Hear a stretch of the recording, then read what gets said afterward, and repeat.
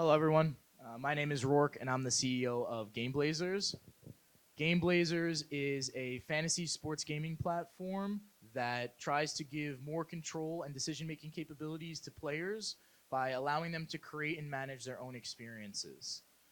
What we really allow for is allowing for you, the player, to be the owner, the GM, and the coach of your fantasy franchise. Over the last 20 to 25 years, fantasy has been pretty much played the exact same way. But yet, there's been so many interesting new ways that video games have come about, and especially with the use of Fortnite, Apex, other video games out there. There's a lot of different mechanics that they've implemented to make the games very engaging and very useful from a player side, from an entertainment value. So what we've tried to do is we've tried to implement a number of those different mechanics into the platform and into the product. The first thing that you'll see when you come into the product is our Game Blazers franchise pass. It's very similar to the regular battle pass that you would experience in other video games.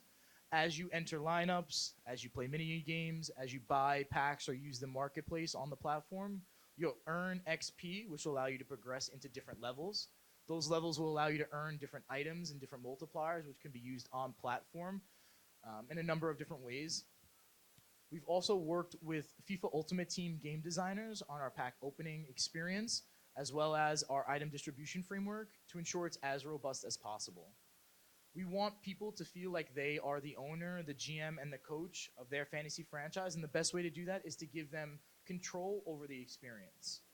By providing players in our pack opening process, you can decide who goes in your lineups on a week-to-week basis, and you can earn rewards, whether it be on platform or in our paid contest types. Our paid contest types are available in all 19 unregulated states, and we'll be working to get licensing in all of the others. There's a number of different mechanics that make this game possible. For example, one of the first things that you'll notice about our items is that they have multipliers. The multipliers allow for 6 different tiers, so the same player can exist in multiple different forms. For example, you see CJ Stroud and Tua Tagovailoa over here. They both had 1.3 multipliers. They can also exist at the 1.0, 1.1, 1.2, all the way up to 1.5 multiplier level. This allows us to have multiple iterations of that player existing on the platform, which allows for a lot more lineup setting variation. When you play a lot of traditional fantasy games that exist today, once a player comes off the board, that's it. They no longer exist. By providing multiple iterations, it allows you as the player to set lineups based on who you have in your individual roster. It doesn't necessarily mean that you need to go and pick one player or another based on what's available to you. It's really what you have. We want people to have more decision-making control, right? We all believe that we're a better GM or a better owner than our favorite sports teams. So this gives you the opportunity to actually showcase that. One of the other things that you'll notice about our items in the frame that just passed is some of them have stickers. Those stickers denote whether or not that item is a franchise item or an expiring item. All of our franchise items exist in perpetuity, meaning that they exist for the duration of that player's career. You'll own them for as long as they exist and as long as they play. All of the other items are expiring items, meaning they expire 12 months from our pack open date. We did that for a number of different reasons. The first and foremost is when we're thinking about how we have to add players to the ecosystem on a year-to-year basis, it's a lot easier for us to balance that distribution of items when they roll over and they expire every year. And the way that we've built it is that if you come into the platform week 11 or week 12, there provides for the opportunity to retain those items for 12 months from that pack open date. So it's not just the 5 weeks that you might have at the end of the season. It allows you to have them for the next 12 months to get a full season of use out of them. The other thing that you'll notice about our items is they all end up having different rarities. So the different rarities, if you're not a huge football fan, will give you a good indication of which players you should or shouldn't utilize, whether or not they're good or not, based on that rarity level. So if somebody's a legendary player, obviously that's the highest level that they have. If they're a common player, that's the lowest level they can have. It'll give you a good idea as to which players could or couldn't be utilized in lineup setting. Like I said, we've worked on this entire experience with our Ultimate Team game designers. So that pack opening experience, all of the progression that you go through, all of the framework stuff in terms of mechanics and the gaming, all of that's been worked on in coordination with them to make this game as robust as possible and as sustainable as possible. As you guys know, with a lot of video games, you end up having to purchase new iterations of that every single year with not many different mechanics that are changing.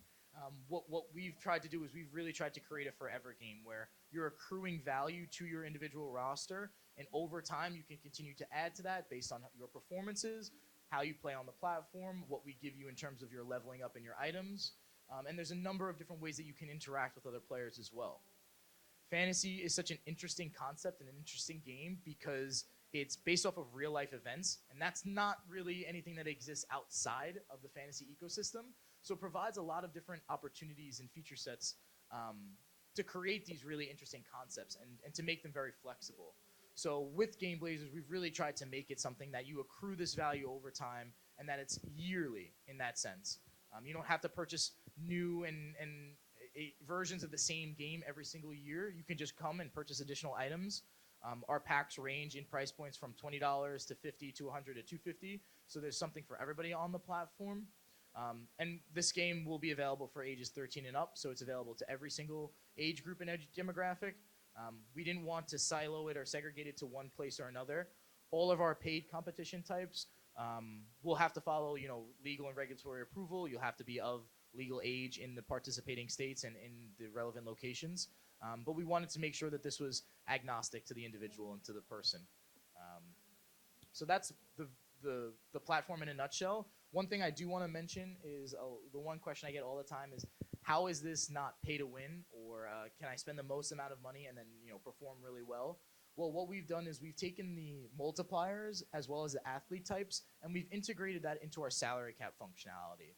So if you have a player like Saquon Barkley or like Jalen Hurts right here, depending on what multiplier they have, their salary cap hit will be greater or lower depending on that type. So Saquon Barkley here is 8,250 for his multiplier at that current level.